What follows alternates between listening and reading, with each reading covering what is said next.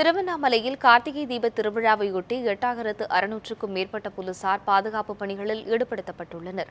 திருவண்ணாமலையில் கார்த்திகை தீப திருவிழா கடந்த 3ஆம் தேதி கொடியேற்றத்துடன் துவங்கியது. முக்கிய நிகழ்ச்சியாக தீப திருவிழா நாளை நடைபெறுகிறது.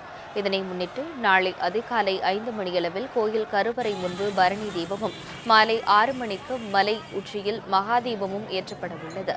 இந்த நிகழ்ச்சியை காண வரும் லட்சக்கணக்கான பக்தர்களின் வசதிக்காக தமிழகம் முழுவதும் 2600 சிறப்பு பேருந்துகள், 5 சிறப்பு ரயில்கள் இயக்கப்படும் என்று அறிவிக்கப்பட்டுள்ளது.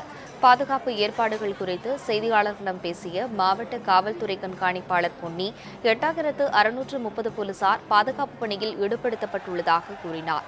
அசம்பாவித சம்பவங்கள் நிகழாத வண்ணம் 118 இடங்களில் கண்காணிப்பு கேமராக்கள் பொருத்தப்பட்டுள்ளதாகவும், 200 சிறப்பு அதிரடி படையினர் மற்றும் 100 தமிழ்நாடு கமாண்டோ படை வீரர்கள் பாதுகாப்பு பணியில் ஈடுபடுவார்கள் என்றும் தெரிவித்தார்.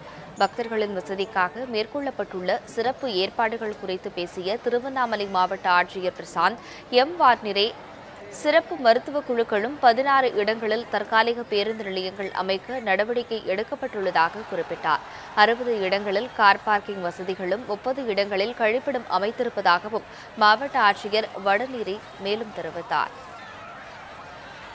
பக்தர்களுக்காக சதன் ரயில்வே மூலமாக 5 சிறப்பு ட்ரெயின்ஸ் ஏற்பாடு செய்யப்பட்டுள்ளது. ஸோ அதனால் அவங்களுடைய பயணம் வசதியாக இருக்கும், அவங்க இங்கே பண்ணுற கிரிவலமும் வசதியாக இருக்கும் என்று எதிர்பார்த்துட்டு இருக்கோம்.